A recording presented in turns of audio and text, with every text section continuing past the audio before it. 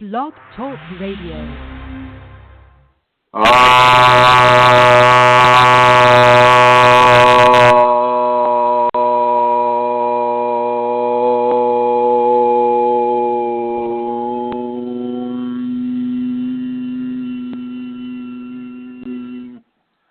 Hello, everyone, and welcome to this program, this edition of BlogTalk Radio, talking about your Kundalini, all about your Kundalini, your questions, your answers, your queries, your complaints, everything about your Kundalini. My name is Chrism, and I would like to welcome you to this program. I would like to say a few things about our amazing seminar that happened in Karlsruhe, Germany. And I know that I'm pronouncing it the way it, an American would pronounce it. It's, the way it's spelled, it sounds like Karlsruhe, but they say something different over there. It's just something like Karlsruhe or something really fast and inexplicable. And so I just have to kind of stick to the American aspect of it. I'd like to thank Manisha Manish. It was an amazing seminar. Beautiful, beautiful, beautiful, talented, intelligent, successful people were there. It was amazing to see the diversity. I forget how many different countries were represented in that house. It was really amazing. And I'm going to ask Manisha, she's in the chat room right now, if you can hear us. First of all, Manisha, can you tell us if you can hear us? Do a little sound check here. And then let me know how many countries were represented. I know we had France, Germany, Hungary, Norway, Britain, Ireland, America, quite a few. Thank you, Manisha. Thank you. And she says, sound is good, so we're up and rolling. And I just want to, first of all, the main gratitude goes, of course, to the Kundalini. Thank you, Kundalini, for making this seminar that we experienced this last weekend a grace to participate in a miracle of your infusion into everybody in that room, and the infusion that they in turn will spread to others in their lives. So thank you, Sacred Mother, Sacred Father, Kundalini. Thank you very much. And so I'm just going to kind of dive into it here. I want to talk about triggers. Lately, there's been a lot of triggering going on with some of the Kundalini people, and it can be very, very, very profound in its effect on your behaviors. Typically, the negative triggers or the some of the triggers that will come out and actually try to influence your behaviors in an aggressive way. And I want you to know that this is a common thing for Kundalini. This is not unheard of. Typically what is happening is a person is experiencing a detoxification, and within that detoxification, specific elements of aggressiveness need to leave that individual. And so what will happen as the Kundalini comes in, it displaces or dislodges those aggressive tendencies within that person, and those tendencies come right out of that individual. And often they will come right out of that individual, and they will be aimed at somebody or something or some group that is triggering the individual. And these people may have absolutely no idea what is going on. They just, kind of like standing there, and wham, that person goes off because of whatever. And they receive, both barrels of that aggression, and you just need to drop straight into forgiveness. Especially, if you're with a person that has done this over and over and over, throughout their Kundalini career, or even with a person who's just done it for the first time, or just maybe they haven't been around that many people and being triggered, and so all of a sudden, it goes off in them. And people do this in different ways too. Not everybody is out front with aggression. Some people just want to leave. That is how they deal with their trigger. And you've got to kind of be there for them. You got to help them understand that, everything is okay. Nothing is wrong. Nothing is amiss. everything is okay. It's just a trigger event. And these seminars are really excellent areas for triggering people. You're in a room full of Kundalini activated and awakened individuals. The energy in the room is extremely high, and the weird teacher up there up front is giving little talks about areas where triggers are occurring, and so you may have that trigger occur while you're listening, to me or other people answer questions or ask questions about specific topics that are trigger worthy. And so, yes, of course, a person can fall into that trigger, and that trigger can be very, very, very disconcerting. So I want you to know that it is a good thing. It is a purification. It is a detoxification. You must want to have this occur. Although, when you understand that you can have the trigger event and that it's going to be to your best interest, don't run away from it. Don't shy away from it. If you're aggressive in your triggerings, well, you can work on that self-correction and apply levels of anger management can help you with that. And in the passive aggressiveness with the people who just want to leave, same deal there. You got to force yourself to stay, force yourself to participate, force yourself to get into a position where that purity and that detoxification can be processed by you. It's not something to run away from. I know that within the ego world, when we're not feeling comfortable about something, we just want to run away from it. We either run away from it or we lash out at it. And I would just as soon have you do neither. Actually, just realize what is happening. And with that realization, just, put in a little bit of extra effort and just maintain your calm. Understand what is occurring.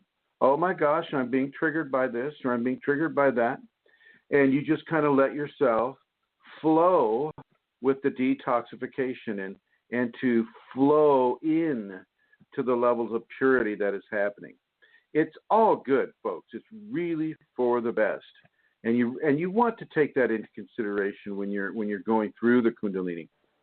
I've had people come to work with me and it's all about triggers. It becomes all about triggers. Because these are the things that need to be taken out of their process. These are the things that need to be worked on, that need to be recognized, that need to be healed, that need to be detoxed and purified. And so this is the work. So triggers are actually a very, very, very good thing. I really want to push that forward, front, center, and forward in your consciousness so you begin to understand how that can positively affect you within the Kundalini awakening experiences. And so, yeah, triggers. And they come, you can get triggered for bliss. Oh my gosh, I was triggered for so much bliss at this seminar, and I had to have a box of Kleenexes up there next to me because, the tears were pouring and the nose was pouring and everything's pouring out, and that's what happens when you have a bliss, multiple bliss attacks, and these are triggered by with me when I say something that is right on target with Shakti. She gives me bliss, and I was saying a lot of things that was right on target with Shakti, and so she just gave me bliss after bliss after bliss after bliss, and I was trying to control it and talk at the same time, and oh my word, it just doesn't happen so easily. And of course, I warned the people in advance. Oh, hey, I'll be, breaking down in tears, heaving and sobbing. No, never mind me. They were all very good. They were all very sweet, very kind, very generous people, and so I appreciate their patience. But Karlsruhe is a beautiful, beautiful little city. It's an intentional city that's about 300 years old, according to Manisha, and we're having another one. gravity another one. So if you want to come to Germany, they're pretty inexpensive flights to Germany, especially, if you're living in Europe at the time. Like, I don't know what the Ryanair flight would be from London, but I think it's about £50. And then, of course, you have various countries like France. If you live in France, you can just drive there. It's not that far away. If you live in Norway, you can just drive there. Sweden, you can just drive there. Poland, you can just drive there. So think about it, my friends, and I'd love to meet you at one of these seminars in Europe. The European seminars are really, really dynamic. I mean, seriously dynamic, folks. And I just want to say that and really give you a red carpet, gold, enameled invitation to come to one of these seminars here. And the other thing about Karlsruhe is that it's right near a place called Baden-Baden, B-A-D-E-N, B-A-D-E-N. And that is a 2,000-year-old Roman civilization health spa. The Romans, were very much into hydrotherapy, water therapies, and they really enjoyed, their thermiums. They called them thermiums. And there in Baden-Baden, they were able to harness mineral waters from inside the mountain, about 17 different streams, I think. And so when you go to Baden-Baden now, you get the same kind of water that the Romans were using 2,000 years ago. But it's in very beautiful, beautiful, beautiful arrangement. The spa itself is not expensive. It's only €15, which is a little less than $20 in U.S. Money. And you can spend like 2.5 hours there, and that's more than enough. I found an hour and a half to be enough for me. But they have all kinds of things. They have like a steam sauna with aromatherapy, eucalyptus and other herbs in it. They had a salt steam sauna, which is where you breathe in salty steam, and it has the ability to clear the lungs in a very, very profound way. I really enjoyed that one too. And then, of course, they have the dry saunas up on top where you can participate with that. And they have various water therapy events there. And they have really beautiful, pools. They have these really beautiful circular pools, and they create currents that go around, and it's like a it's like a giant hot tub with many different temperatures in different areas, waterfalls and cold water, hot water. It was a very, very beautiful experience. And remember, you're in mineral water here. This is mineral water, and it's very healing for people. And I found it to be very conducive for myself and for the other Kundalini people there. So that's the other attraction for the Karlsruhe Kundalini event. And if you'd like to inquire about that, I'd suggest that you go ahead and talk with Manish, that's M-A-N-E-E-S-H-A, and then M-A-N-I-S-H, I think. Sometimes you get spelled kind of differently. So, yeah. And if you're on the Kundalini Awakening exclamation point on the Facebook network, you'll see that Manisha's got a point posted up there with somebody's feet, indicating, grounding in the feet. And Manisha's telling me right now we had France, we had 5 from Germany, we had 2 from Denmark, we had 1 from Greece, we had 1 from Ireland, 2 from the USA, we had 1 from Norway, 2 from Great Britain. We had people from Spain, Hungary, and Bosnia. So it was a very, very profound group of European people and a few United States citizens in there, and it was very positive. So I just want people to be aware of that. Now, if you have a question or a comment that you want to call in the radio show for, the number is 347-934-0026. there was a lot of very positive phenomena going on there. Different levels of healing, different levels of spiritual and energetic balancing. Magdalene de Deus was doing pre-Shaktipat applications on people before they came in to see me. Santara did some teaching, and Tomei, a gentleman named Tomei from Norway, was doing some healings and entity clearings. It was very, very positive. And Karlsruhe was a very nice place. We didn't stay inside her household. We were out, as you can see on some of the pictures. We were out on the lawns of just like the county offices, and we were able to visit a church built in the 1890s, which was very, very positive, very conducive for meditation. I took some of the stained glass pictures that I've been posting from that church. And then in another church, my Kundalini described to me how to use the outside wall of the church as a teaching on how people, go through different lives and through different dimensions in order to reach the Kundalini. So this was a very profound teaching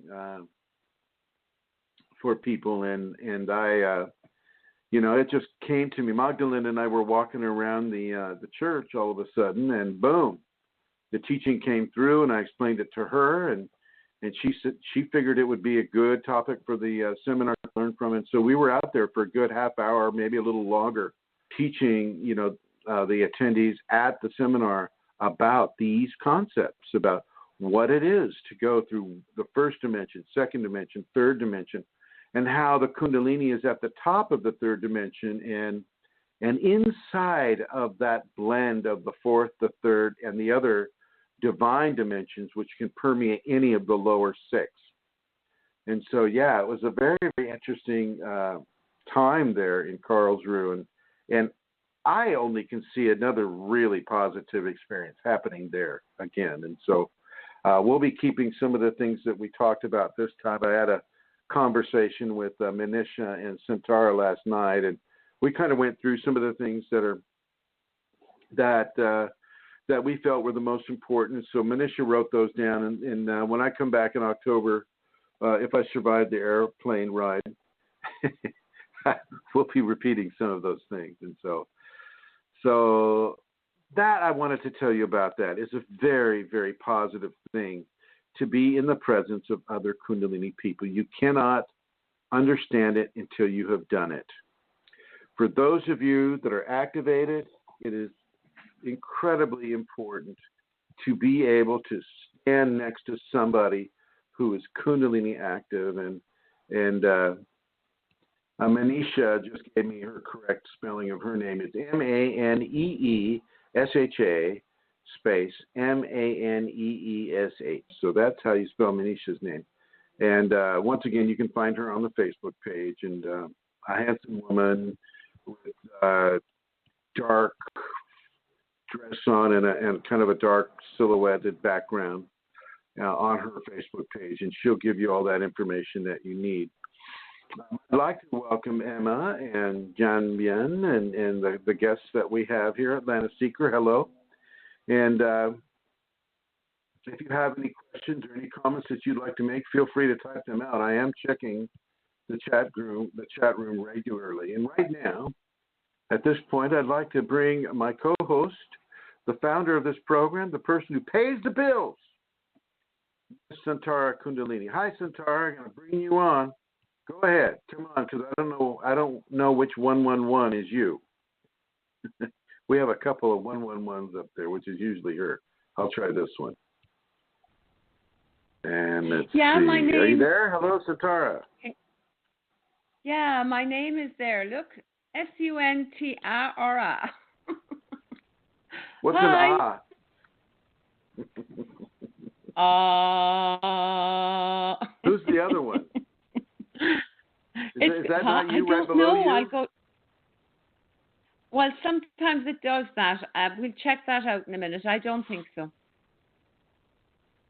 Okay. Anyway. All right. So what I'll was check your it out in a experience minute. over It there, might my be. dear? Oh, it was wonderful. It was a great seminar, Chrism. People listening, it was wonderful. I know Emma is there in the chat room, and you just mentioned Jan. Jan was there, and I hadn't met Jan before. Jan has phoned in a couple of times here. People might remember you spoke with him about, the sword and other various things about divine masculine. The brewer man, that's right. Yes. So it was wonderful all meeting this alcohol Dan. to the seminar. Everybody was drunk. I'm kidding. You didn't even pause there for a second. Everyone was drunk. I'm kidding. But it was, excuse me, wonderful meeting Jan and wonderful meeting Emma. Wonderful meeting everybody else that I hadn't met before, and the people that I've known for some years, and meeting you again. It's been a little while. I can't remember when we met last. Anyway, it was wonderful. But one of the great things was the minute I came into Karlsruhe, that is a very special place. It's a town, it's a city, but it has a beautiful energy. There's trees everywhere lining all the streets. And it's like the trees, I swear, they communicate with each other. Tree trunks, the grass, the grass that goes between the footpath or the sidewalk and the road. The people there allow that to go to seed. Wait now. So that the butterflies and the bees have access to that. Santara. And for a particular number of weeks. Because, Stop talking just for a second. Yes. You're breaking up. So you're breaking up. I think you're talking too fast for your microphone to pick up. Okay. I will slow down. Because you couldn't understand what was happening, what you were saying. I understand. Okay. So, Manisha, if you give me feedback, it comes up here on my phone, like you just did there. You said the sound was a bit off. So if you send me a message and let me know, how does this sound? Is this rate and pace okay? Yes. This rate and pace is perfect. I'm hearing everything. Okay.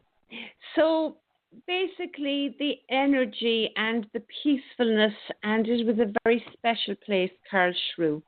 For all the reasons that I said, I think the people there respect the environment. They do beautiful things with nature, as I say, allowing the grass to grow wild. That's a big deal, I think so butterflies and bees and things can use the flowers, and the trees there are beautiful, and it's really lovely. The bells, the church bells are allowed to ring. It's just a really gorgeous place, and it was lovely to go outside, as Chrism said, and it was a fantastic experience, and I'm really looking forward to going back again. Yeah, me too. I agree with everything. Go ahead. Yeah, Kundalini family. I mean, I say this how many times do I say it?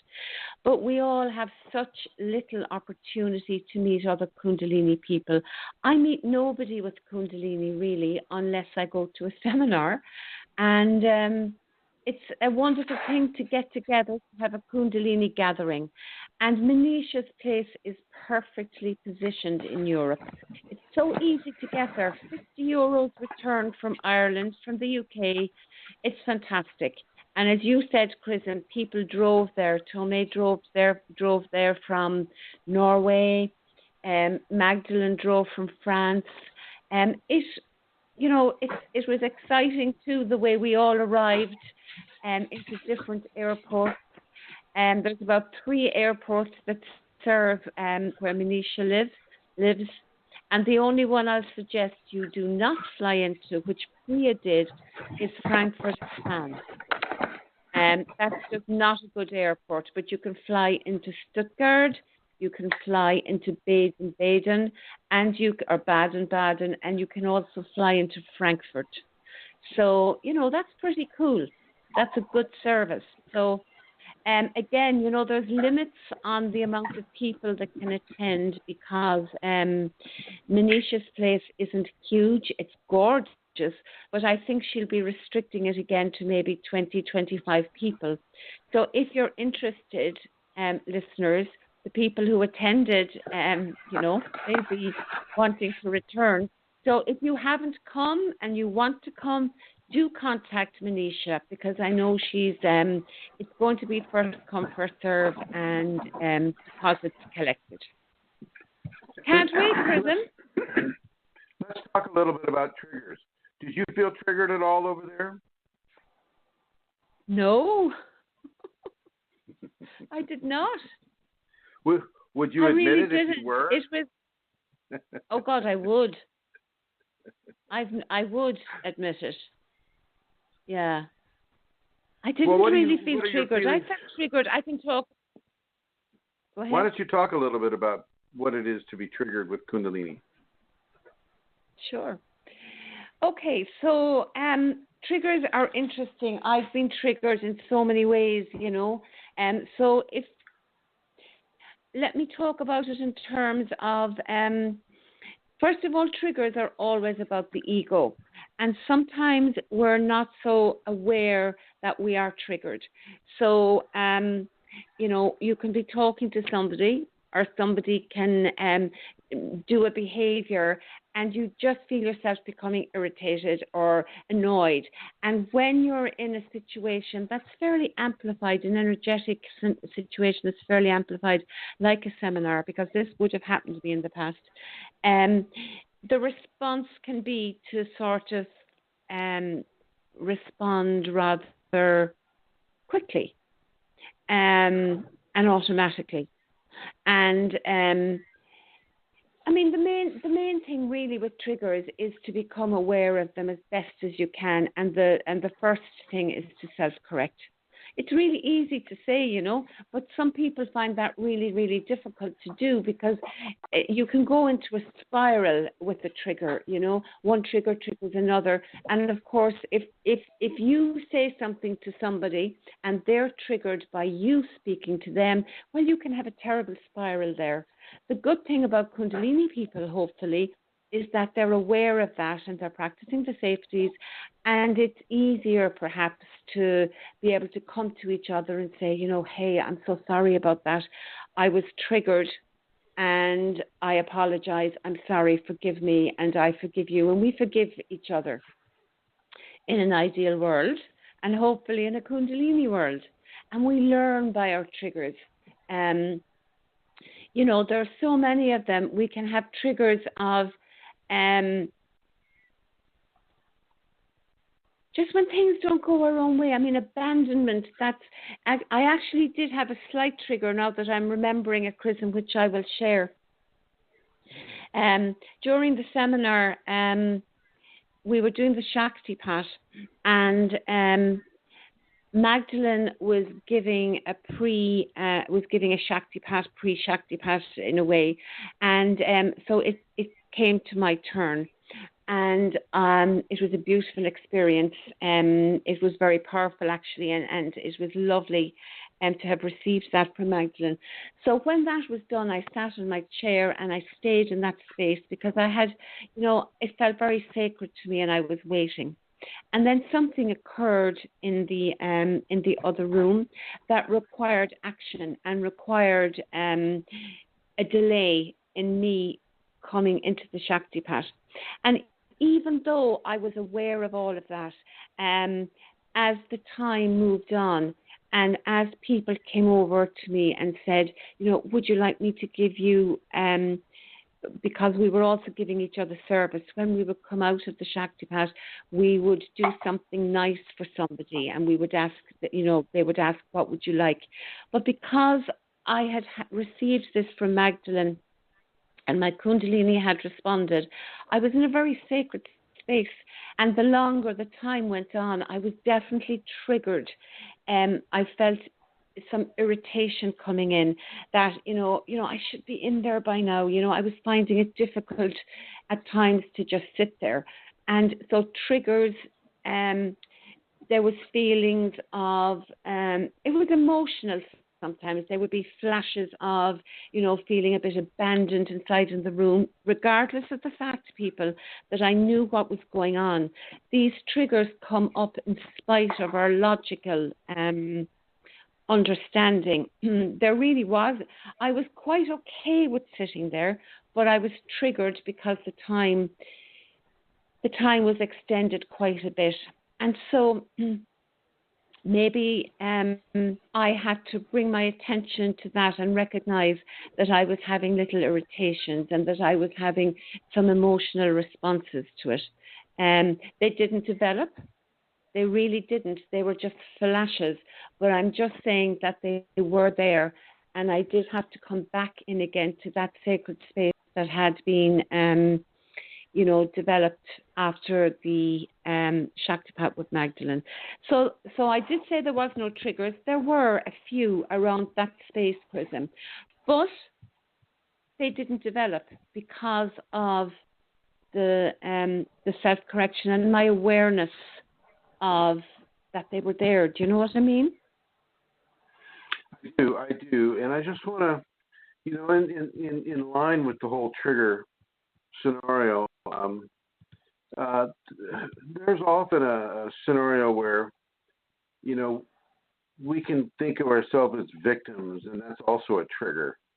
And Emma Kunalini, who was there at the seminar, she wrote this about triggers today, and triggering and the victim psychology. And the title of her piece is called "My Kundalini and Victim Psychology." And I'd like to read that on air right now. Here we go. This is from Emma Kundalini, and here she goes. She says, I spent a long time of my life stuck in victim mentality. I, like many Kundalini people, were given various abuse experiences throughout childhood and well into adulthood. Although I was forgiving towards my abusers, I still blamed them for the pain they caused me. I felt a victim of those abusers, and I was happy to think of myself in this way. I had little self-esteem, and those who gave me support and sympathy gave me a sense of worth. But along with this, there was still so much pain and suffering. What I didn't see then was that I was the cause of my own pain and suffering. My own limitations on what I had believed to be acceptable were allowing my judgment to be flawed. As I looked outside of myself and projected my pain at my abusers, I was failing to recognize the power of true forgiveness and that which the Kundalini was trying to teach me. I began to understand how my abusers were bringing me further into a level of purity, how one can work towards purity if they are never given the opportunity to learn the teaching. Oh, she's asking a question. How can one work towards purity if they are never given the opportunity to learn the teachings of forgiveness? Through societal conditionings, I had developed a sense of righteousness, and I realized how these limitations I had placed upon myself and experiences within my life were the cause of my own pain. It was when I was able to shift my sense of righteousness from feeling abused to yearning for growth. This meant I was no longer a victim to my experiences. I'm responsible for my own feelings. There is a choice in that. I can choose to feel the teachings are unjust, or I can embrace the gift that the Kundalini brings in these teachings in order for me to heal my past and refine my ego. This releases a sense of freedom and understanding that I always have a choice in how I respond, and whether I choose to live in pain or whether I choose to live in peace. And this is from Emma Kundalini, and I just want to tell Emma it's a beautiful piece, and it really ties in a lot to what we're talking about here right now. And the scenario is that within these triggers is a hidden treasure. But the only way you can get to that hidden treasure that's locked within the trigger is through the keys of forgiveness, as Emma writes. If you don't have an ability to access forgiveness, then you're just going to suffer from the effects of the trigger. It's like Amelia was saying a little bit earlier, and you recognize you have the trigger, you recognize whatever that trigger expressed itself as, and then if it was something that may have been hurtful or irritating to another person, you go over there and you apologize, gently. You forgive yourself for bothering them for a little bit, and you apologize. You give forgiveness. So, just a second here. I have to sneeze. Just a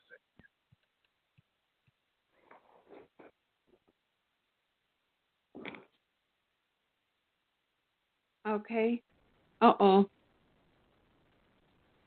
Oh, dear. I had to sneeze. Oh. I had to sneeze. It was a sneeze. It was a sneeze break. Okay. Okay. Can you hear me? Yeah. Yeah, I hear you. Okay. Yeah, Thank you. I hear you.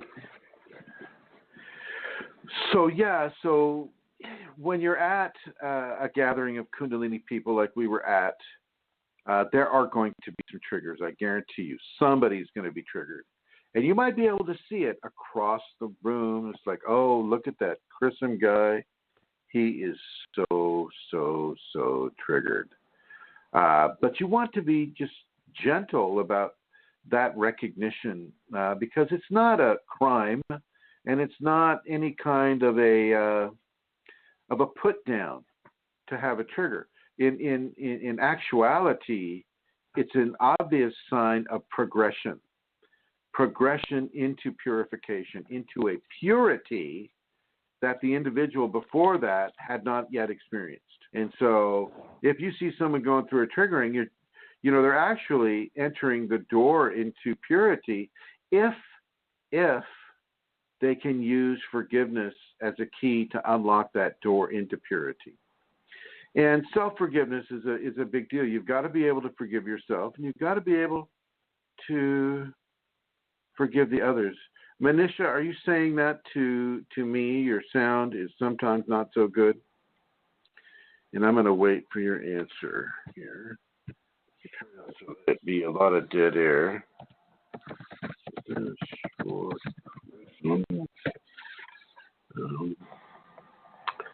So yeah. Oh boy. I wonder why that is.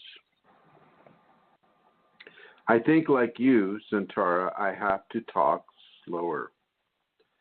So, within this different pace of talking, it's important for people to recognize. I'm looking at another group here, and people have said the sound is good in Norway. And Suri says, I sound good, but Chrism is too low, hard to understand. Chrism sound is sometimes not as good as yours, Santara. I don't know why that is, because you sound fine to me, you see. Maybe if I just speak slower. Or I can speak higher like this if I can sound like Amelia. Hello, everyone. This is Amelia. This is Amelia too. This is also the good witch of the East talking. Hello, Dorothy. How's that? Well, so better? Clearly somebody else is saying we're both clear. So I think it's good to get feedback, but let's continue on, Do I have to continue in my falsetto? Like this? Do I have to continue like this? No, please. No? We're off to see the wizard, the wonderful Wizard of Oz. Let's sing. Hello. You just click your ruby heels together 3 times. There's no place like home. There's no place like home. There's no place like home. Okay, so Okay. the feedback is it's good. Yeah, go on. Well, thank you So- for checking the group. Thank you for checking the group and allowing us to clear that up. I'm sorry I'm so low. Maybe I'll just talk up here a little bit. It'll sound like I'm being castrated sometimes, but I don't know. That could be a good thing. Do we have a caller? God. Come on. Is there a caller? All right, let me go check if that's a caller. It's really hard to do this show on my phone. I swear I hate it. Okay. Let me go check first, okay, Chrism? Okay.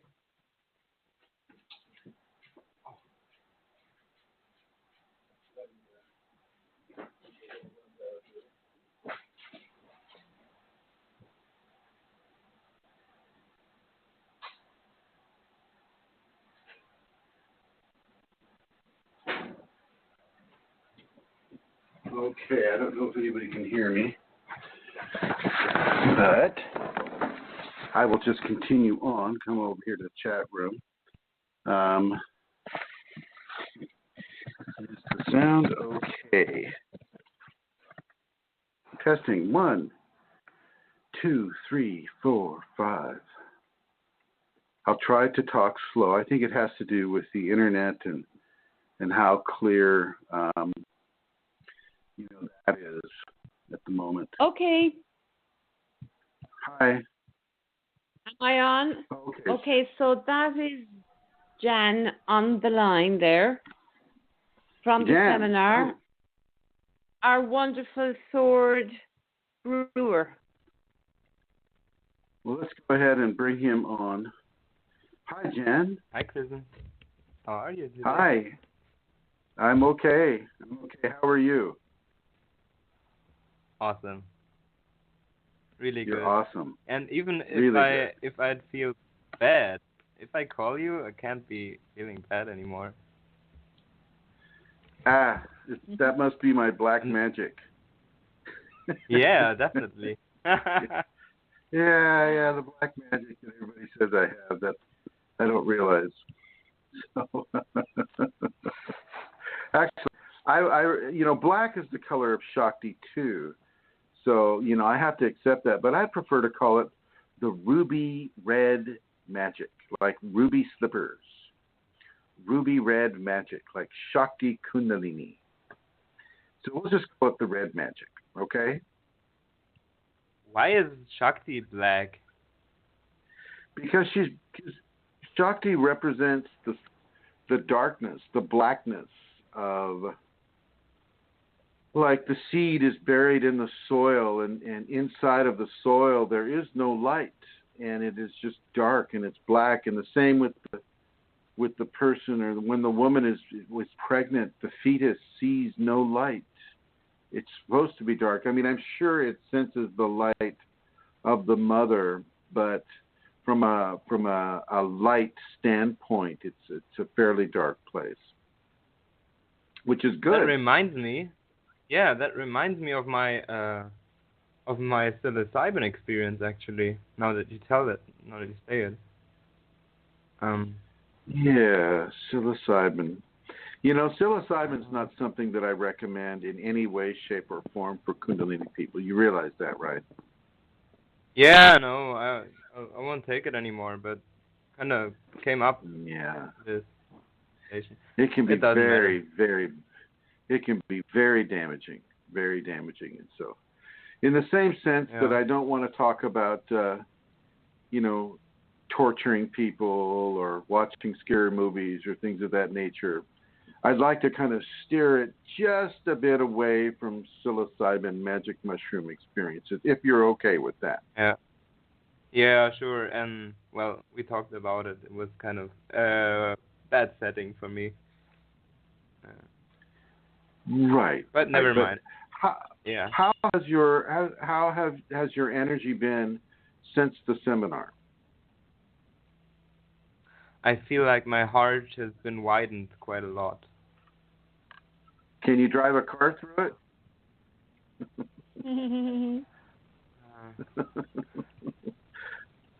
Okay. I'd like Depends to on the welcome car, I the guess. goddess. While I'm at it, I'd like Yeah. to welcome the goddess Zone to the conversation there on the chat room. This is a new person, so welcome the goddess Zone. Hello. Hello, And guys. go ahead and continue, Jan. Well, I feel like I'm a lot more accepting towards everyone. And even if I had difficulties in my current job, it feels like even though there's some challenging situations, I feel like I see like the good the good aspects of it instead of being angry about the situation. I feel like this is I can accept it and it doesn't trigger me anymore. I just see it as a challenge and a chance for growth. All right. Very good. Very good. But Very because good. of that acceptance, Go on. and I feel Go like my family has grown in some way. Like now that there is more people that I care about and that care about me,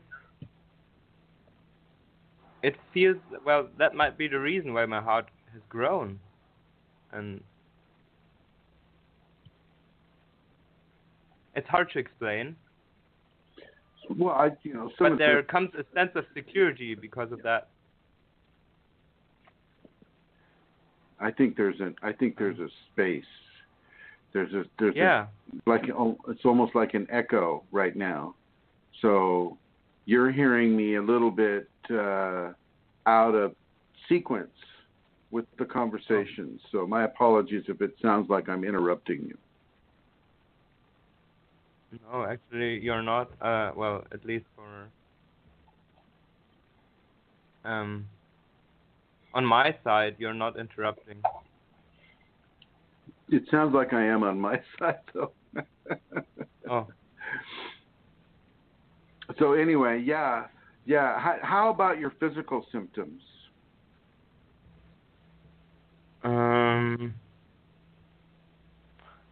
Well, I didn't have that much. Well, no, there hasn't been any physical symptoms actually. But so now that I thought about with your that, heart, I had some kind of. Well, yes. With your heart expansion, you're not feeling physical symptoms?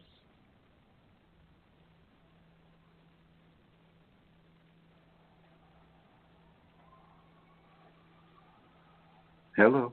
At least I'm not aware of it. So how do you know your heart is expanding?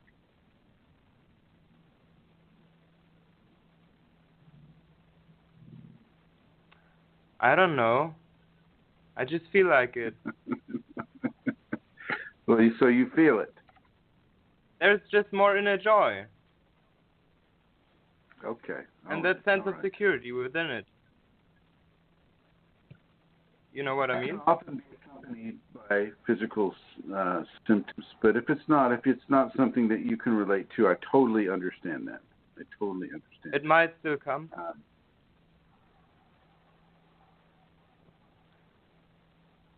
Go ahead. Yeah. But now that I have been to the seminar, I had this.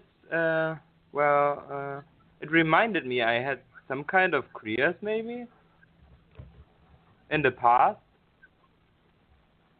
Like, for example, I have those cold shivers since as long as I can remember. And all of my body, what's that English word? What's the German word? Zucken. I just look it up. Zucken. It's twitching. Okay. All of my body's twitching, but only for like a second or so. And I had this more frequently at the seminar, but I have it as long as I can remember, actually. I don't know if this Well, I has think anything to do with it, Kundalini. no, it sounds great. It sounds really good. It sounds like you were definitely inside of this. And I just want to thank you for coming on the program and sharing it. Yeah. Thank you, Jan. I never knew what this was, actually, and no one ever could, not even the doctors could tell me what this was. Well, that's not surprising. But it feels like it comes from the head and goes down, upside down. All right. Okay. Like All right. from the back of the head It does down sound the like spine. it does sound like an infusion type of kriya, which is really good. And they should be quite pleasurable, actually. Yeah. It's like All right. refreshing, It looks actually. Yeah. Jan, thank you for calling in. We have another caller, and I'm going to come on over to them. Would you like to listen on your telephone? Well, okay. Sure. All right. Here we go. And I believe I recognize this phone number. Is this Mohan Ananda? Hi, yes, Master. Are you calling from the mall while your son does black belt karate work? No, since the timings have changed, I'm at work and I dialed in late today. I just came on the call. Oh, did you just want to listen? Yeah, I have no idea what the topic was going on. The topic is triggers. Getting triggered while you're at a Kundalini Awakening seminar. Getting triggered from the energy, right? Yeah. Have you experienced that at all? Yeah, triggers. I got past it. I had triggers after my activation. So many of them, but I started doing this technique like waiting before responding. Wait for like 10-15 seconds and see if you need to respond or not. Then after a few seconds, the trigger is gone. Right. Nicely done, Mohan. This is why you get paid the big bucks.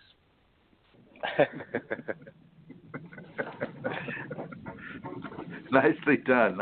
It's so true. If you just take a little bit of time in your conversation, you can really find whether or not you need to respond at all. Yes. Sometimes silence is golden. I avoided so many conflicts because of that. Yes, silence can be golden, for sure. Yes. For sure. Now, it sounds like your background there has quieted down a little bit, so thank you for that.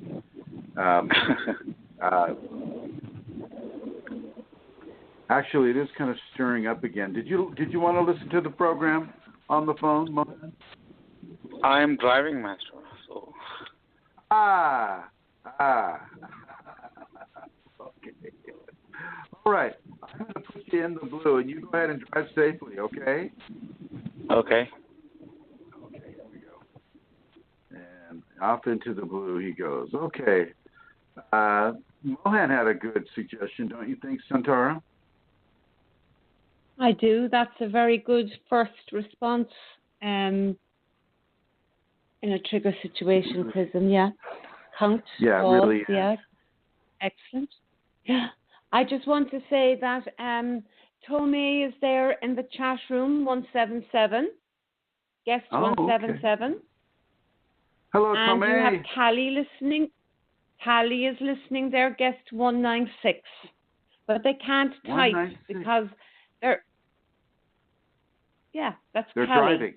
No. I think they're listening on Facebook, right? And I think when you're listening on Facebook, you get into the chat room, I think, and you can see, but you can't type. I'm going to seek some clarification on that, and I'll let you know during the week. Okay. All right. Here's the thing, ladies and gentlemen, with triggers. Certainly the triggers that are of a strong emotional nature it can really, you can hurt your family members, you can hurt friends without doing, say, what Mohan does. When Mohan, feels the trigger coming on, or when the trigger comes through, he stops and waits 10 to 15 seconds before he answers. And then he can determine whether or not that answer is something that needs to occur. This is a really, really, really strong technique, I think. And I want to thank Mohan for telling us on the air. The scenario, sometimes you have to express the trigger. Sometimes you have to get it out of you for the purification to take place. But that doesn't mean that you have to direct it at somebody else. Getting it out of you doesn't mean that you're like a gun and you're shooting the subject of that trigger at anyone.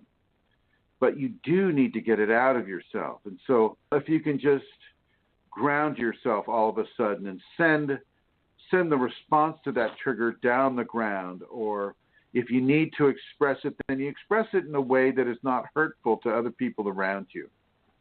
The whole idea of triggers is for purification, and it is for detoxification.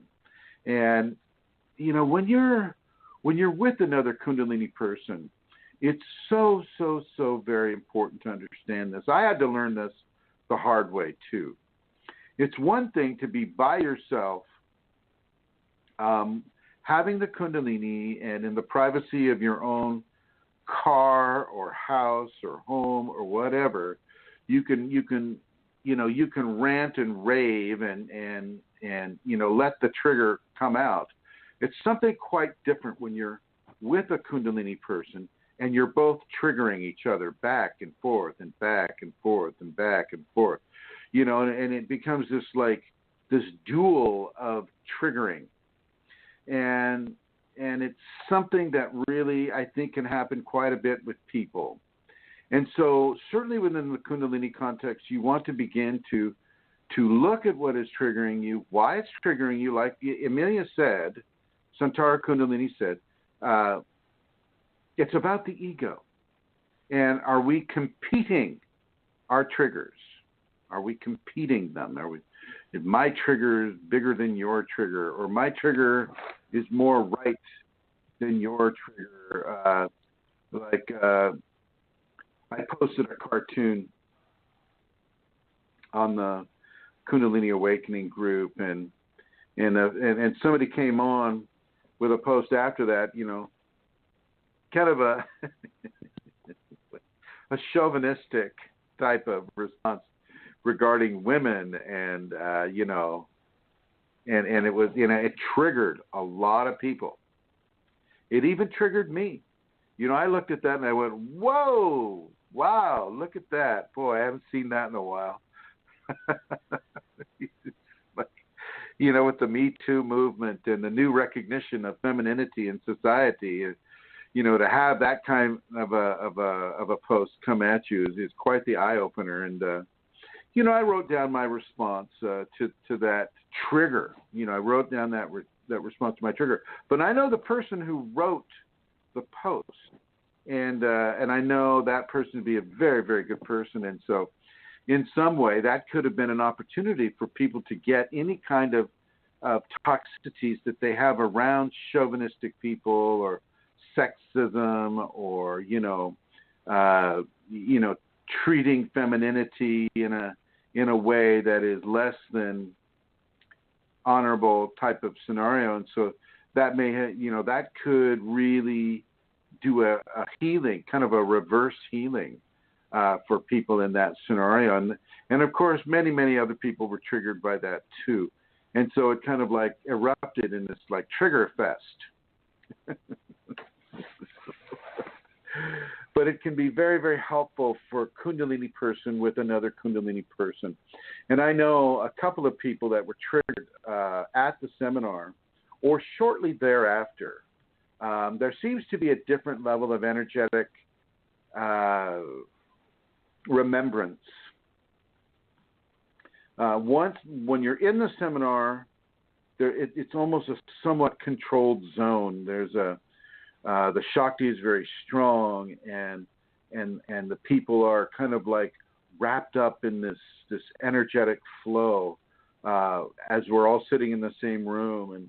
And then when you leave, when it's time to go home, and you insert yourself back into egotistic society, boom, your energy literally explodes outward.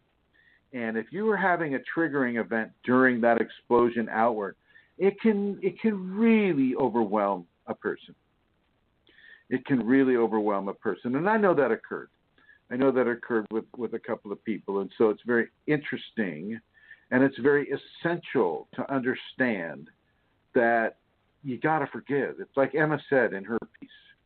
You've got to know how to forgive yourself and anybody who contributed to the triggering event within yourself.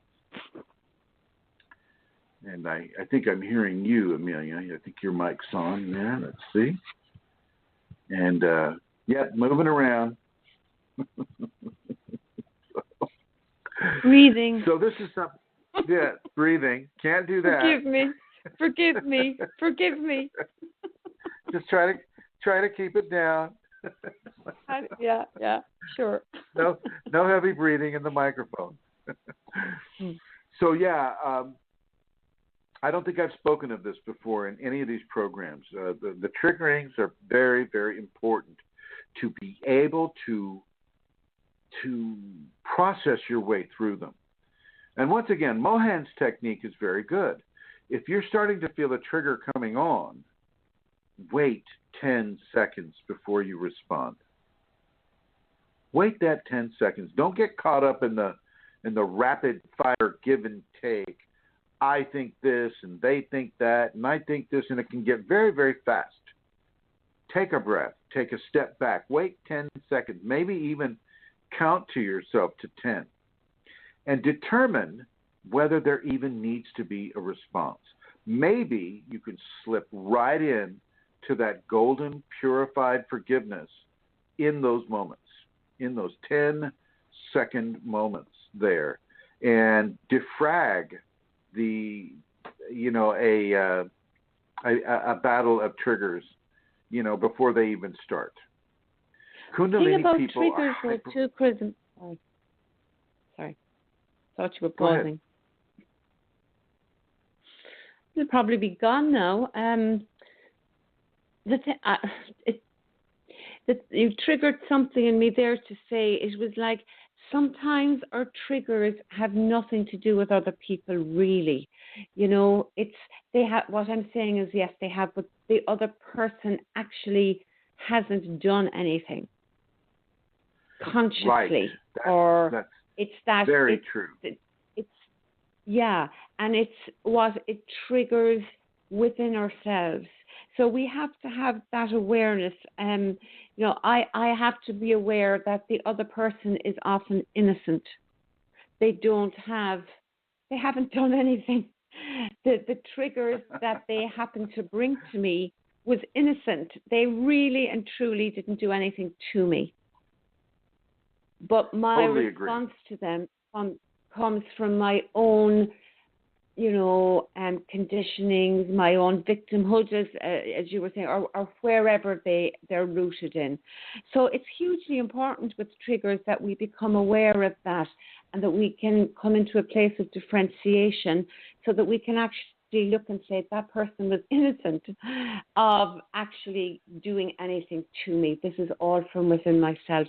And sometimes, in situations we find ourselves in, the forgiveness primarily is to ourselves. We have to forgive ourselves for responding in whatever way we've responded. Sometimes it can appear to be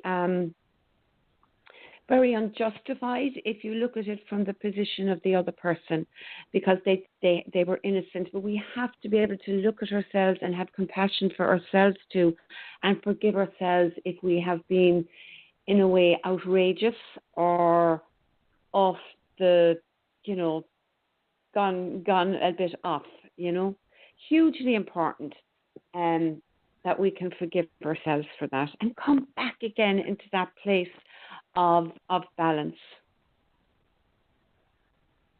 I totally agree. I think that is very, very important, and it speaks of an internal honesty that we have to recognize within ourselves. We need to make that understanding that we have been triggered.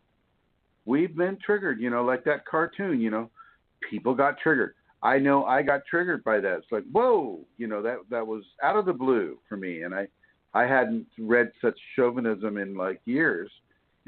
No offense to the guy. But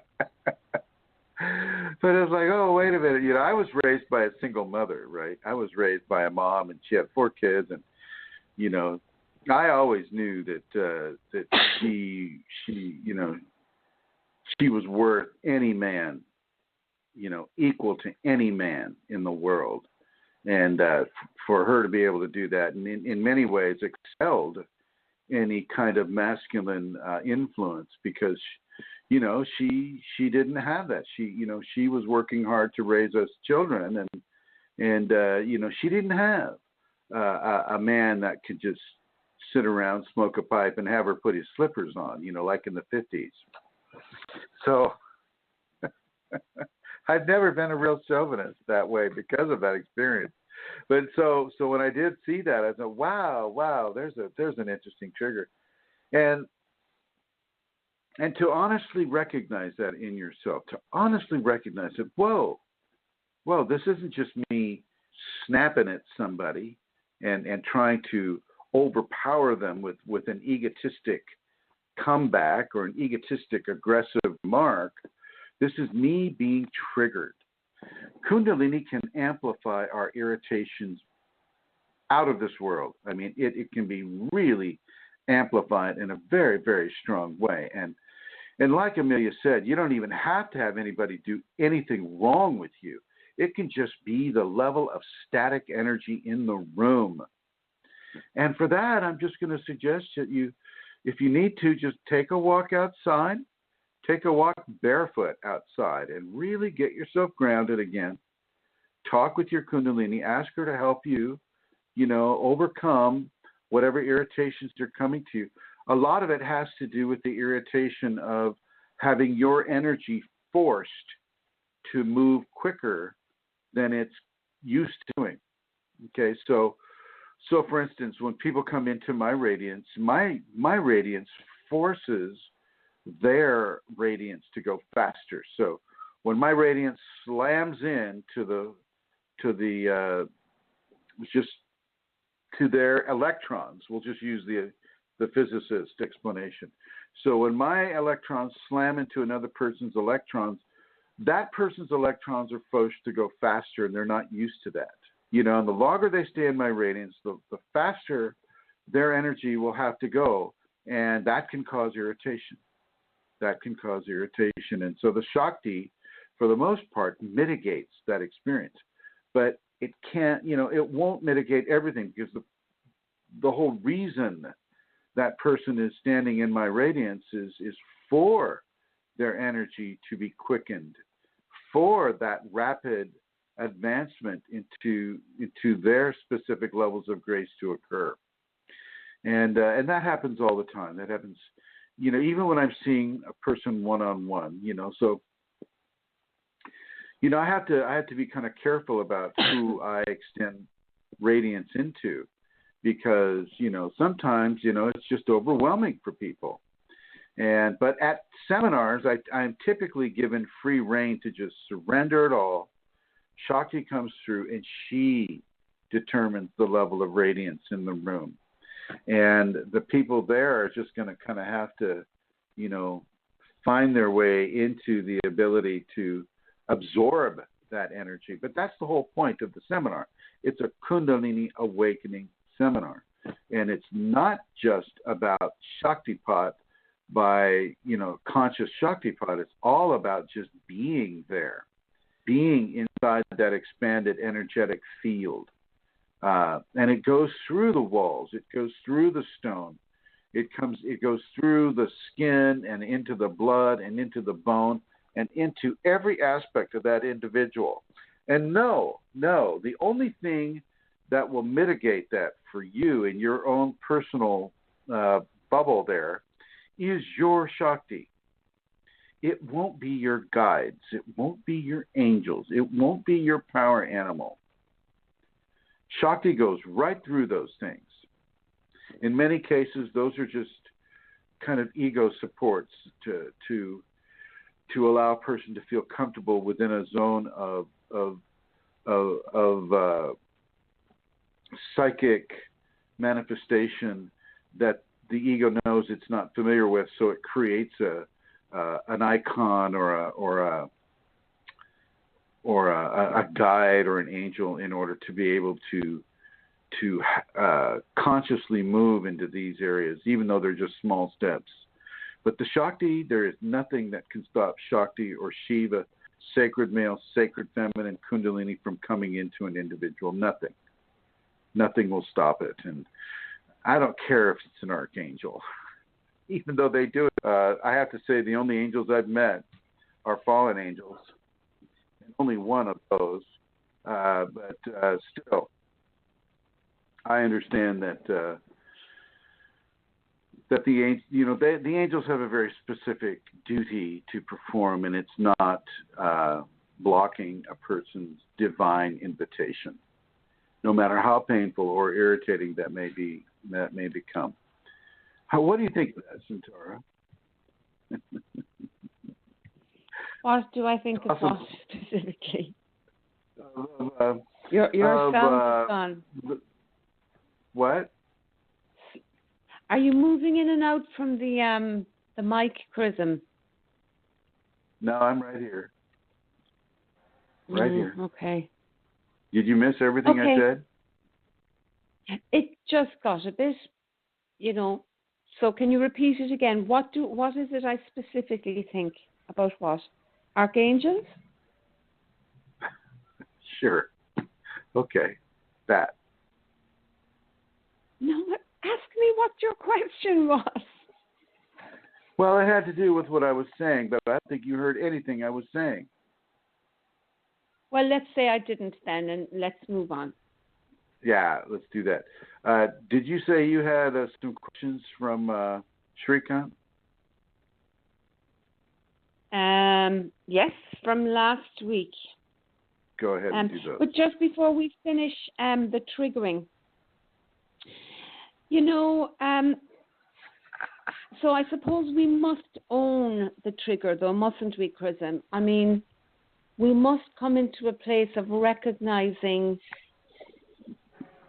the dynamic that happens with triggers, I mean, we must be honest. We must be honest. Yes, that's the word. We must be honest. Yes. Yeah, we must be honest. We can't use the excuse that, the energy is vibrating very high, therefore, therefore that's why it happens, therefore it's okay. It's still not okay, is it? I mean, we need to be honest. Well, it depends. We need to come. It depends. It depends on if you're hurting other people. If you're hurting other people with your trigger outburst, then you can't just say, "Oh, my energy was so high," But that's often the case. That's often how it comes out.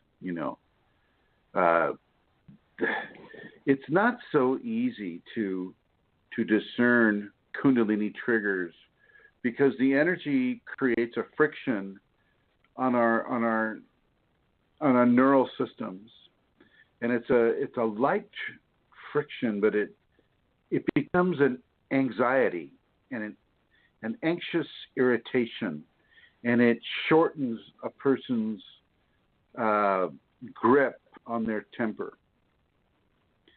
Okay. And this needs to be understood. This is very important. This needs to be understood. And so it's like walking into a field of energy that will kind of make you itch a little bit.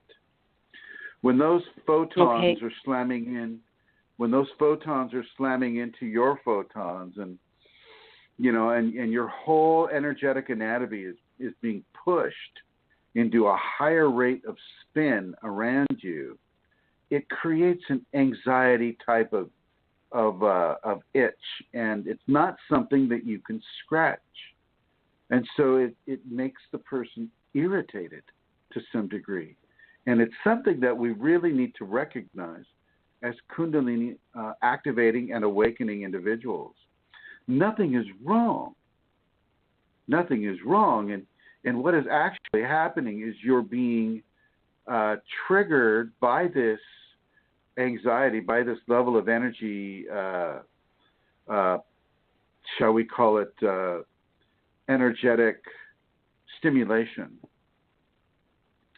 to bring up parts of you that need to be purified, to bring up that irritation, to bring up that forgiveness, to bring up these levels. It's like pulling a plant up from the roots, kind of, in a way.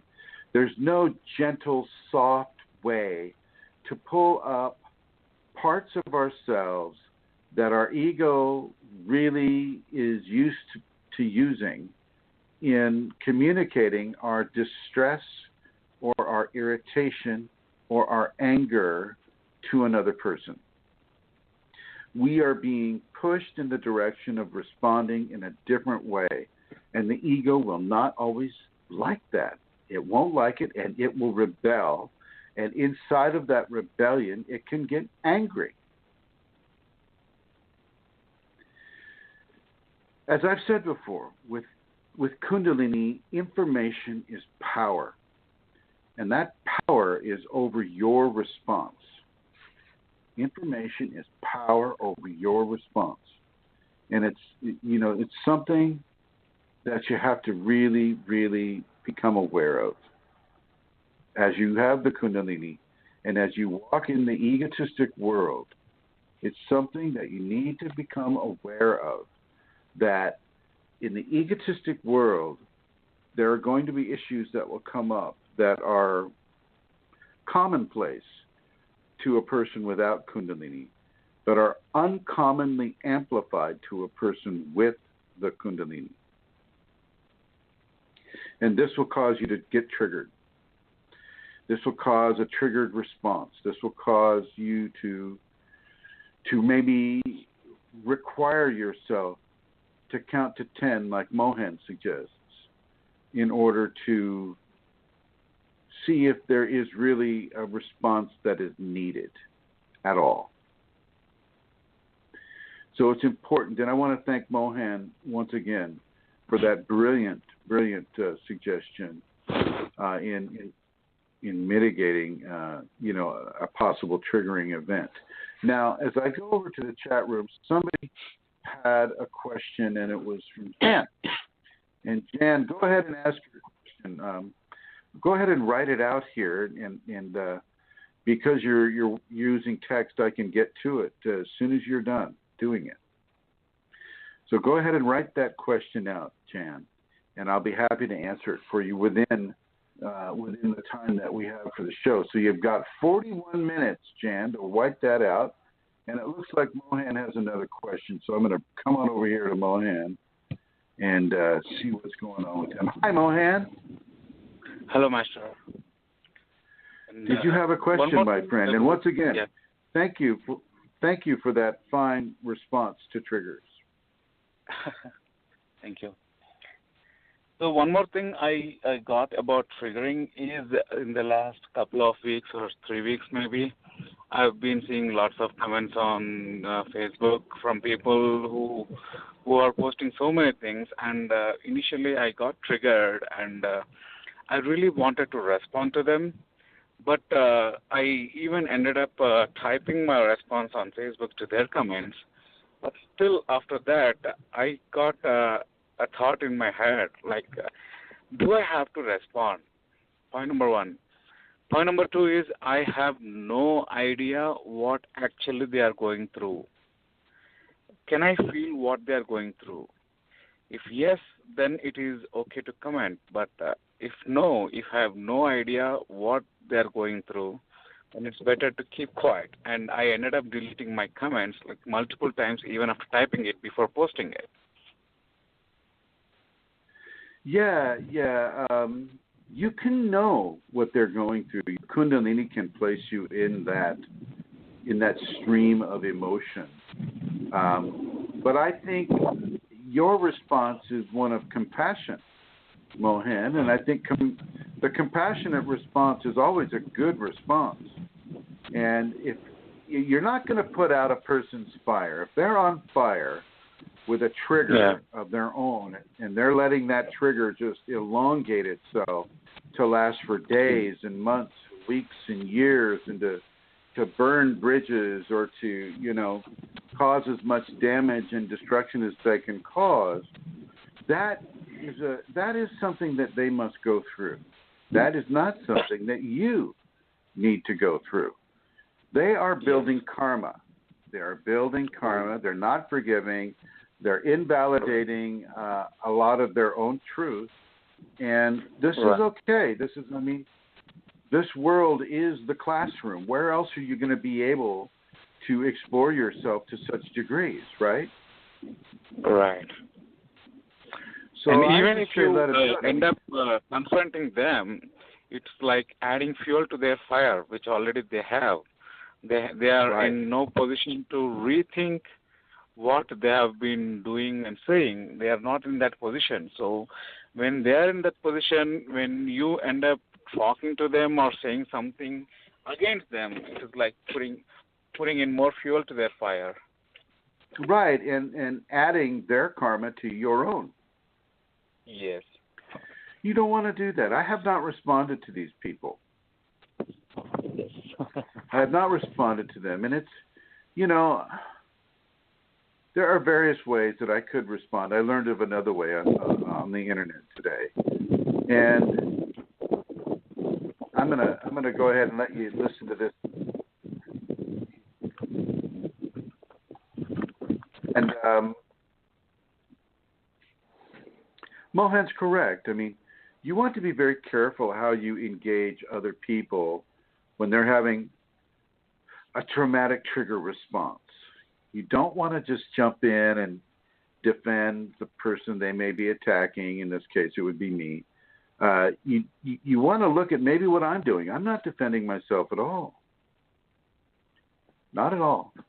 That doesn't mean that I'm admitting to anything. It just means that I understand that a group of people need to outgas as much negativity as they possibly can. And I am forgiving them.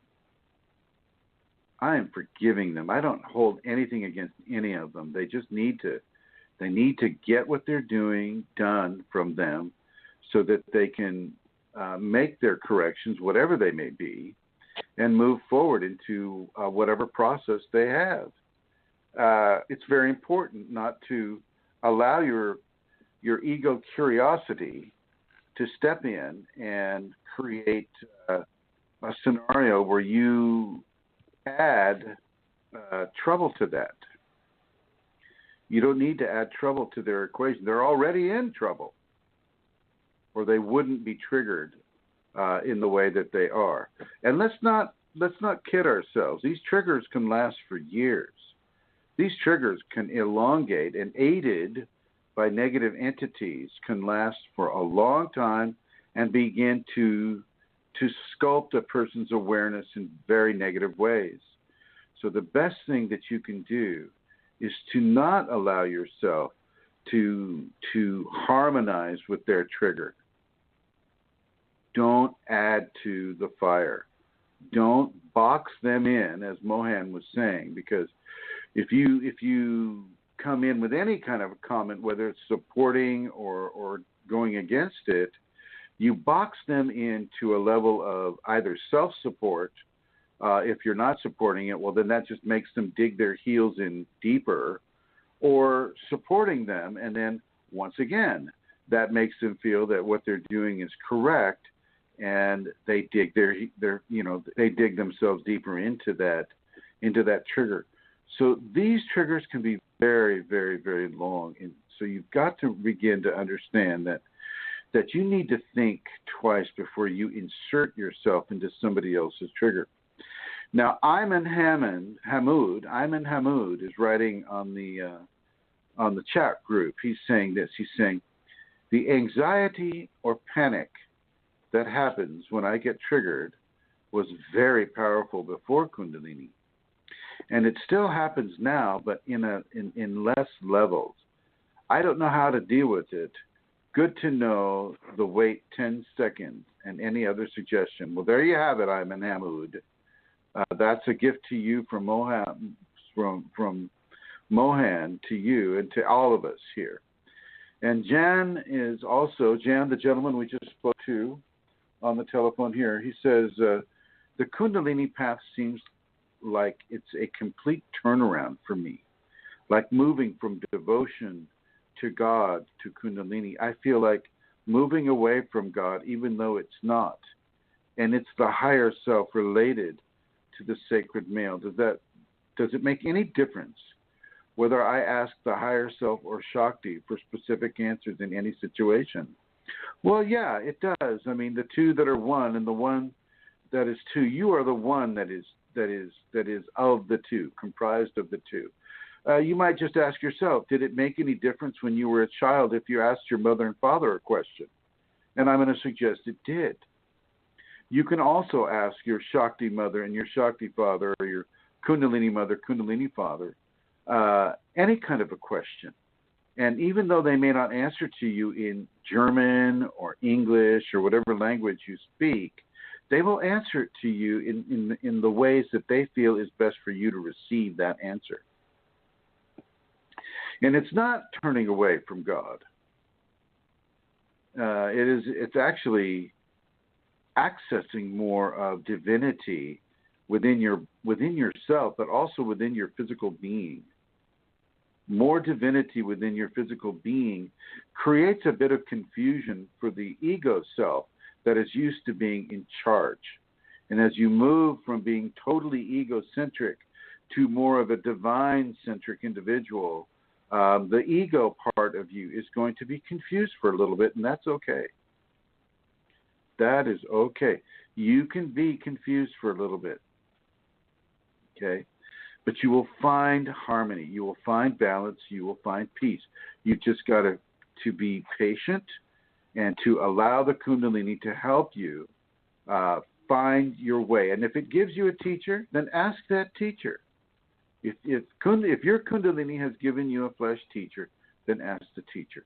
If it hasn't given you a flesh teacher, then you must ask the Kundalini Shakti or the Kundalini Shiva, Kundalini Father, Kundalini Mother, for whatever answers you need to come into.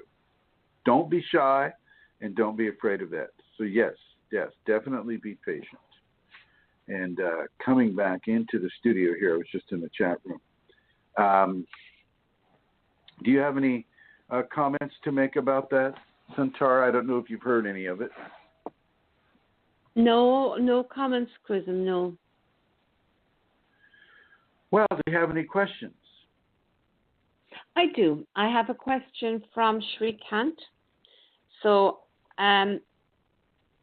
okay, so here we go. I go in trance like when I wish to go to sleep or do meditation.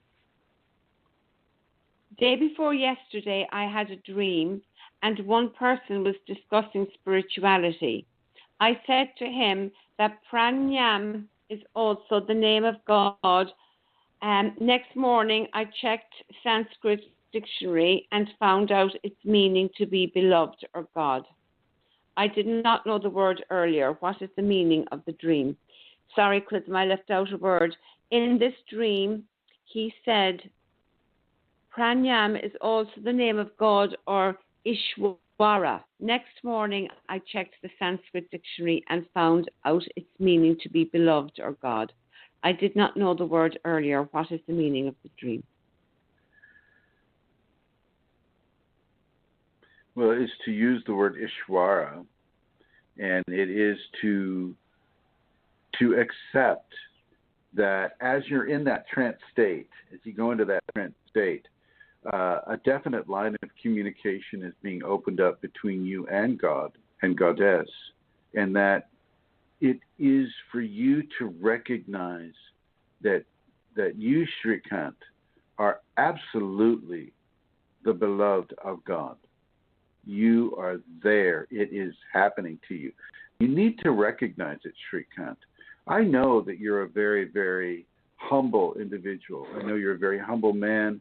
I know that you worked very hard inside of corruption within the police forces of India, and you worked very hard to not be corrupt. I know that you memorized all those sutras, and I know your humbleness and your truth and your purity and your grace is being recognized in this dream, Shrikant. And it is time for you to really return that recognition. Know that you are beloved of God. Know that you are Ishvara. You are that, Shrikant. You are that, and you have been that way for quite some time. And a continuation of that belovedness, to bring that belovedness into yourself and to recognize it, and therefore bring it into the radiance of your Kundalini to those people around you, to those insects around you, to those plants around you, to those mammals and reptiles and fishes and birds around you, to all the creation of grace around you. You must begin to exude and express Ishvara. Over. Thank you, Chrism. Next question. Why do people say I give my Kundalini energy or Shaktipat when it is God's energy and not personal? Well, it is personal too. Everything is of God, but God has given us personality. God has given us a situation where we feel like we can own a certain thing. It's the same thing as buying a car and saying, well, I own this car. Well, of course, the car is made up of the elements of this world, and the world is owned by God, and therefore, do you own the car, really? No. God owns it. But God is giving you the freedom to invoke possession of certain levels of elements upon this world, and that transfers straight over to the energy that the Kundalini is within you. So people take ownership of their Kundalini. They take responsibility for their Kundalini. It's just like when a person is practicing. Why practice then? If everything is God and God is making the choices about everything, why have a spiritual practice? Why even continue to live? If God is everything, why eat food? Why drink water? Because God compels us to. God is compelling us to take responsibility for ourselves. And as we take our responsibilities for ourselves, we're going to make certain mistakes, and this is understood. Children make mistakes as they're growing up, as any parent will tell you. So as the person is saying, well, I give my Shakti to this or I give my Shiva to that, what they're practicing is having an expressive responsibility for the energy. Now, if they may be irresponsible in what they're giving their Kundalini energy to, they don't know. They don't realize that Kundalini is self-conscious and self-aware. They don't realize that they can't, Kundalini's just smiling at them and going, yes, my child, you go ahead. You give me to that tiger, or you give me to that tree, or you give me to wherever you want, honey bun. I'm there with you. Go right ahead. It's just like a parent. It's just like a parent smiling at the child and go, oh, look, honey. Look at little Chrism's doing right now. Oh, my God, he's so cute. Oh, my God, he's so cute. And so, excuse me. So, yeah, we are being taught about personal responsibility. The same way that we're taught about personal hygiene from our parents in whatever culture we belong to. We're taught about personal energetic responsibility. And as we stretch our wings out and we give our Shakti here, we give our Shiva there, we give our Kunalini here, we give our Kunalini there, we'll learn specific lessons based upon what that actually means. You got to remember, in this space right now, we're allowed to burn bridges where Kundalini would never burn a bridge. But we're allowed to have our attitudes and our anger and our outbursts and our tantrums. We're also allowed to have our laughter and our love and our joy and our bliss. And it's like Emma said before, what choice do you make? What choice do you make? Well, when you're giving your Kundalini to a certain thing, well, you're making a choice about where you want to give your divine awareness. Your divine awareness. Not necessarily the Kundalini's not going to, just like if the little child said to the mommy, "Mommy, I love the tiger so much, I want to give you to the tiger." Mommy's not going to allow herself to be given to the tiger. Mommy's going to go, "Oh, that's so cute, honey. Thank you." Okay. Well, it's the same with the Kundalini. You got to understand how limited in our awareness we are when it comes to the Kundalini. Seriously, folks. Okay. So, within the context of that question, we're allowed to have the illusion that we can give this or that anywhere. And we're allowed to learn from those illusions the ramifications of those choices. So, yeah, Kundalini will allow it. Not necessarily going to happen the way we think, but the Kundalini will allow it to some degree, and then just chuckle when Shiva and Shakti look at us and kind of go, "Oh, wow. Look at that little Chrism does. Oh, let's get a picture of that, honey." Over. Okay, thanks, Chrism. There is. I don't know if that helps. Another question.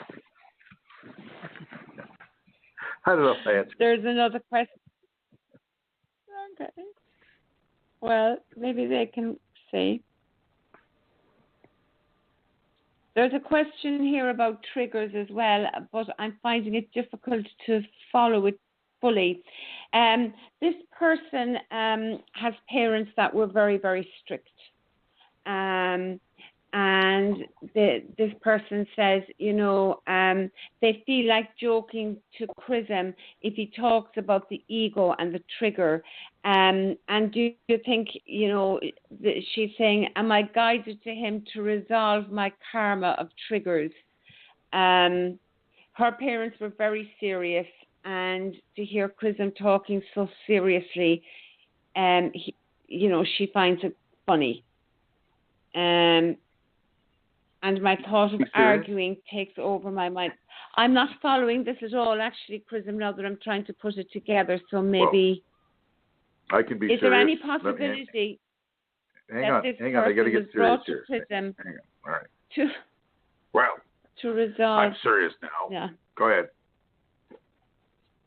Is there any possibility that this person was brought to Chrism with their Kundalini to resolve the problem of triggers being so strict?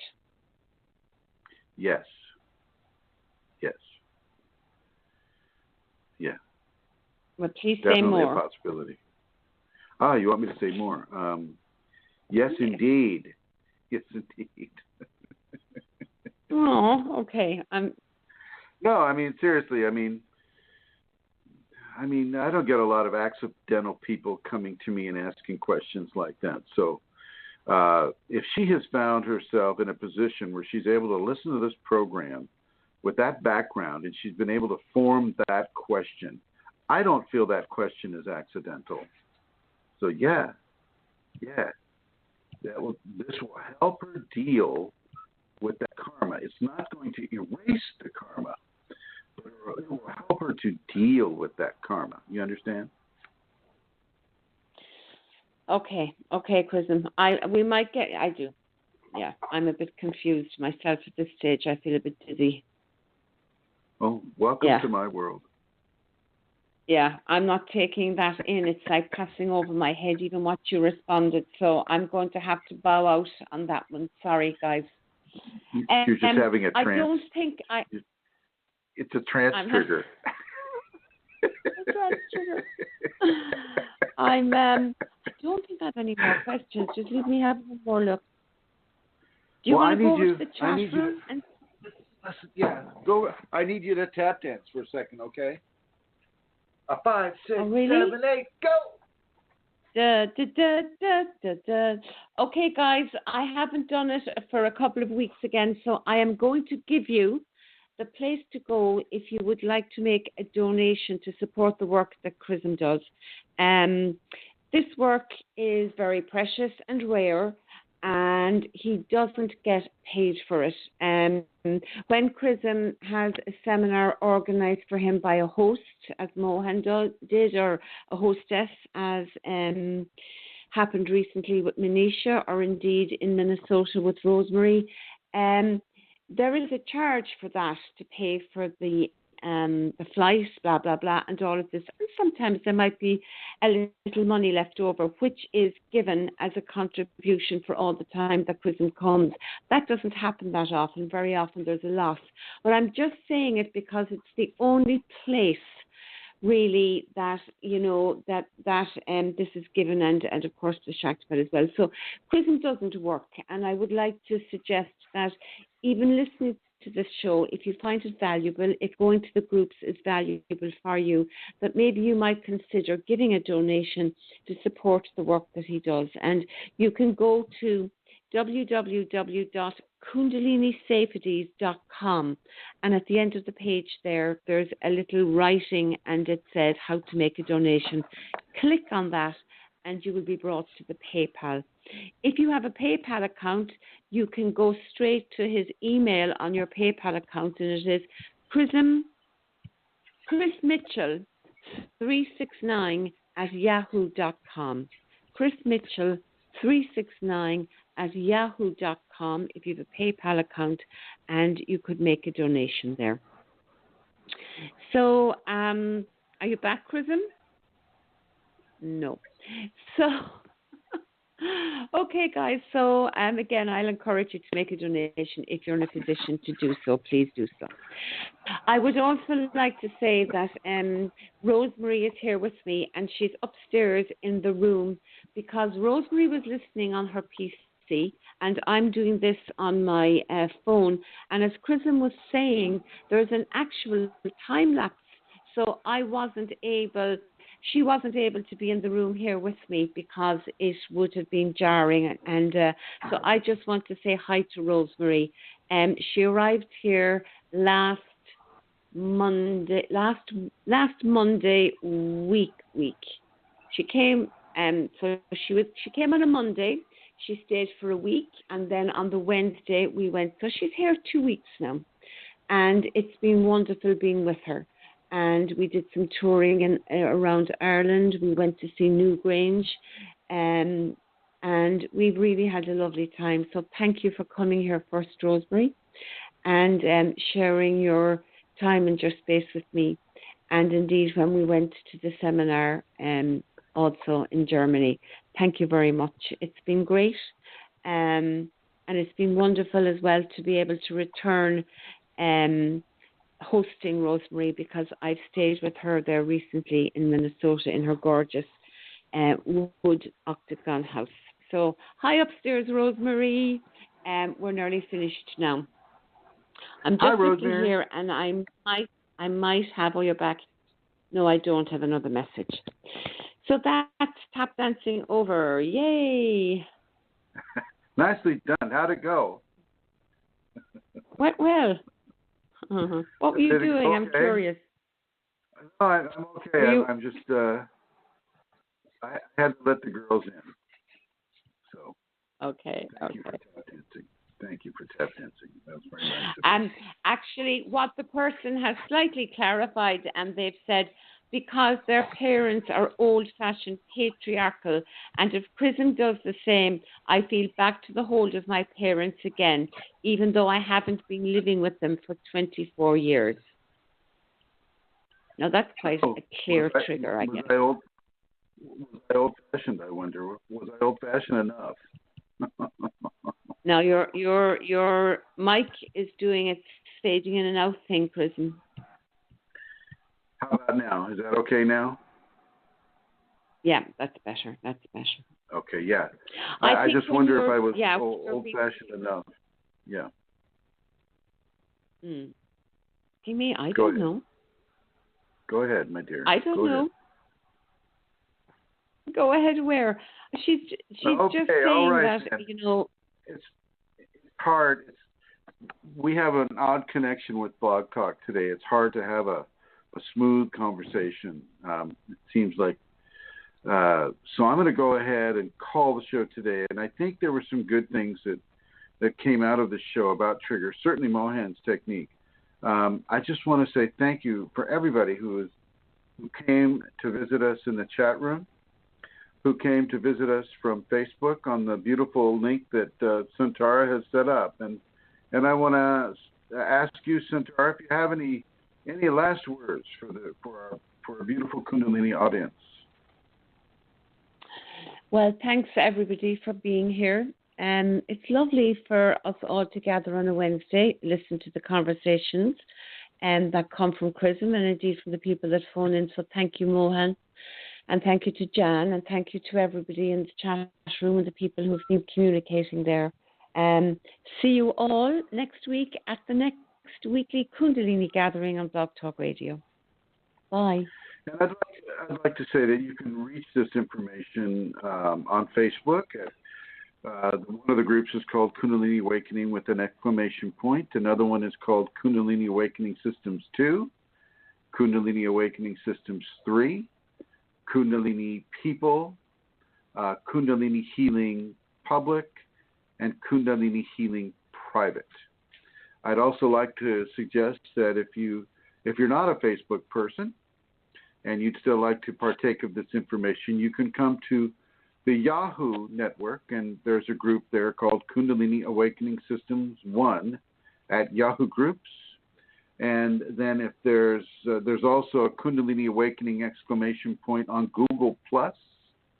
And if you're interested in watching videos on YouTube, just go to chrism.kundalini, and we have about 354 videos there for you to look at your pleasure. And it's really highly suggested that you go into the archives of the radio program to listen to other shows, into other topics that we've talked about with regards to the Kundalini. We have better connections in other shows too. This one was a little bumpy. I'm not quite sure why.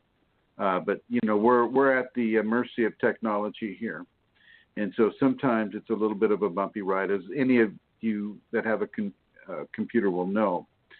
So please feel free to partake of the information as you see fit to do. I've given you as many options as I can. I'm on Twitter, but I'm not really on Twitter. I don't do a lot of Twittering. I suppose I should more, and maybe I will. But I am on Twitter, so if you want to add me on Twitter, I don't know if they add people on Twitter or not. I don't know how that works. But if it is an adding thing, then I will be glad to Twitter with you, however that is. I do want to encourage people to come to Karlsruhe in Germany on October, I believe it's 21st and 22nd, or 22nd, 21st. I forget what's that. It's that weekend. Let me have a look here so I get it just perfect. It would be the 20th and the 21st of October 2018. So I invite you to come to that. Do visit Manish, and go ahead and get that scheduled. Now's a good time to look for airfare. Do look for airfare earlier, as I will be doing as well, and I do look forward to seeing you there. Don't forget that if you can come a little bit earlier, we will go to that ancient Roman spa called Baden-Baden and partake of those mineral waters coming out of the earth there. It's a very beautiful experience. I'd like to thank Manisha for putting on the seminar, both this last one that just occurred over the weekend, this last weekend, and for the one that is coming up on the 20th and 21st of October. Many, many thanks and many blessings to you, Manisha. I would like to thank everyone who came to the seminar this time in Karlsruhe. This was the second European continental European seminar, and it seems to be going well in Germany, my friends. It seems to be going well in Germany. And in the springtime of next year, we may be traveling to Ireland as well. So if that works better for your schedules, and that's something that you can take up with Centaur Kundalini on her Facebook page. And so everybody, thank you for listening to this broadcast. And we will be coming to you at 12 noon Pacific Standard Time next Wednesday. And wherever that falls in the time zone for you, I believe for Amelia, 9 o'clock, or it's 8 o'clock? Which is it, Centaur, for you? It's 8 o'clock for Ireland and the United Kingdom, and it's 9 o'clock, 9 p.m. for Europe, like Germany, France, Spain. I look forward to seeing you this next Wednesday at 8 o'clock in Ireland, and all of you in Europe at 9 o'clock in the various countries that you're in. And many blessings, much love, beautiful Shakti Kundalini to all of you. And we're going to go ahead and end it the way we started it. And here we go. Ah.